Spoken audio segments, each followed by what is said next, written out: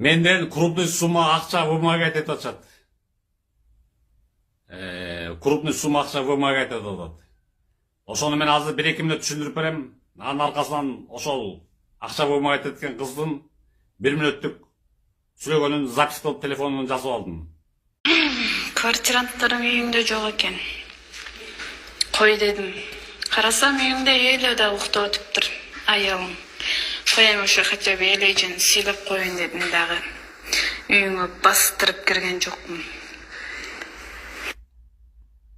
Короче, азыр үйүңө барам. Серьезный слушали. Серьезный кабыл албасаң, анда капа болбо. Мен тосма арыз жазбайм. Сен мага качан 100 миңге чейин акча бересиң, моральный ущерб. Мен сенин үйүңө тартып алам же машинаңды тартып алам деген жокмун.